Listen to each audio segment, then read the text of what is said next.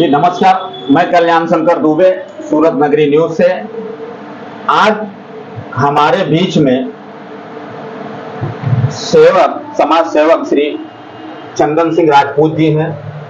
आज हम उनसे राणा सांगा पे जो वक्तव्य रामलाल जी सुमन ने राज्यसभा संसद में दिया था, उनसे जुड़ी कुछ बातें हैं जो आज उनसे पूछ रहे हैं।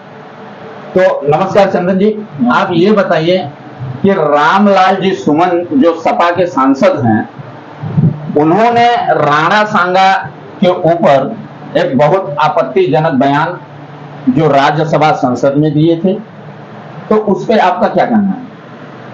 सबसे पहले तो आपको धन्यवाद जी कि आपने बहुत ही अच्छा सवाल किया, और SN 24 न्यूज को भी बहुत बहुत धन्यवाद कि ये सब बातों को कम से कम सबके सामने उनकी विवादित बयान को उजागर करने का जो कार्य कर रही है, इसके लिए मैं धन्यवाद का पात्र समझता हूँ आपको भी, और साथ में हमारे भाई साहब संजय भाई जी को भी। जी, सबसे बड़ी बात, किसी के भी पुराने मतलब विवादों को अपने सामाजिक लेवल पे, चाहे कोई जाति का लेकर के या कोई भी प्रकार का, और एक लोकसभा सदस्य जो कि राजनीति के एक अच्छे लेवल पे बैठा हुआ व्यक्ति, जो कि सांसद या जो भी हो, इस तरीके का उनका टिप्पणी करना या बयान करना किसी की भी मतलब पूर्वज के ऊपर, ये सबसे पहले बहुत ही मतलब एक कटु है। इसको हम बिल्कुल सही नहीं बोलते जी। इस पे हमारे करणी सेना जो है, उसमें रामलाल जी सुमन के घर पे वो लोग गए थे अपना विरोध दर्ज करने के लिए, लेकिन वहां पे कुछ लोगों ने या वहां के असामाजिक तत्वों ने उनके ऊपर पत्थर बरसाए और वहां पे कुर्सियों पे तोड़फोड़ हुआ। तो इसके बारे में आप क्या देखते हैं, क्या कहते हैं?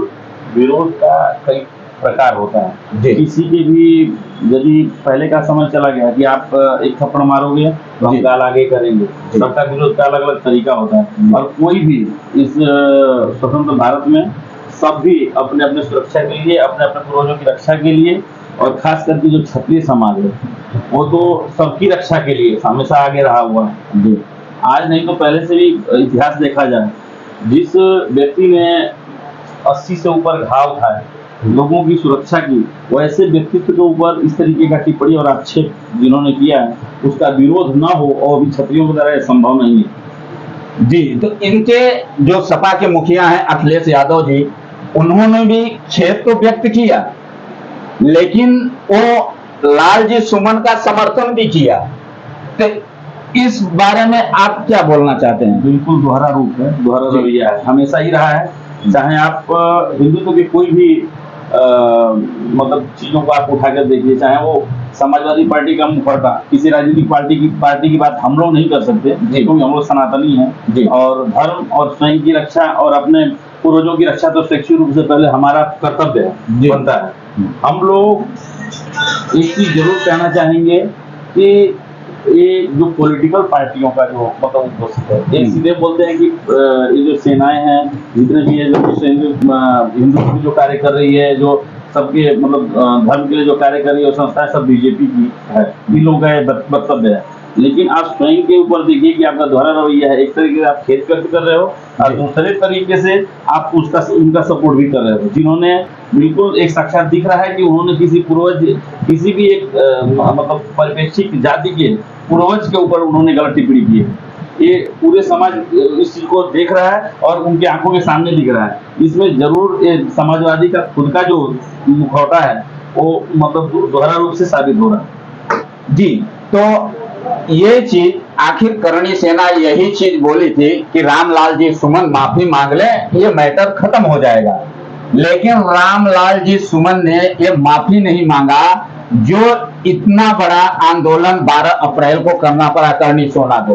तो क्या इसको आप एक तरह से अपनी ताकत दिखाना, वहां के अखिलेश यादव जी भी कहते थे कि वो अपना ताकत आजमा रहे हैं, ये कर रहे हैं, दुनिया भर का वो अपना वक्तव्य दिए। उससे आपको क्या कहना? अभी भी क्षत्रियों की ताकत पे तो ऐसे ही सबको गर्व होना चाहिए, क्योंकि वो अपने स्वयं के लिए कभी नहीं मतलब वो किया। अभी तो ताकत देखे कहाँ है, ये तो शुरुआत है, अभी तो आगाज बाकी है। 12 अप्रैल एक मतलब शुरुआती ट्रेलर था। अभी जो हमारे जो बड़े बड़े जैसे राजेश शेखावत सिंह हैं, उपदेश राणा जी हैं, और हमारे जो भी भूपेंद्र राणा हैं, ये लोगों का एक स्पेशलाइजेशन अभी एक मीटिंग चल रही है, और इसका बहुत ही मतलब आगाजिक विरोध अभी होने वाला है, और इसका प्रारूप भी इन लोगों को देखने को मिलेगा। इसमें समाजवादी पार्टी के मतलब मुखिया का वो नहीं चलेगा। जो होगा, यदि पूर्वजों का अपमान है तो एक क्रांति मतलब शुरू ही रहेगी, ये बंद नहीं होगी जब तक कि वो क्षमा नहीं मांगेंगे, और जब तक उनका माफीनामा अपने सामने सबके आएगा नहीं, तब तक उनको बख्शा नहीं जाएगा। जी, आप आए हमारे स्टूडियो में, इसके लिए आपका बहुत बहुत धन्यवाद। तो ये आप देख रहे हैं कि चंदन सिंह राजपूत जी ने कहा कि ये 12 अप्रैल का तो ये झांकी है, अगर रामलाल जी सुमन ने अगर माफी नहीं मांगी तो यह आंदोलन बहुत बड़ा हो सकता है। कल्याण शंकर दुबे की रिपोर्ट, सूरत नगरी न्यूज, सूरत, गुजरात।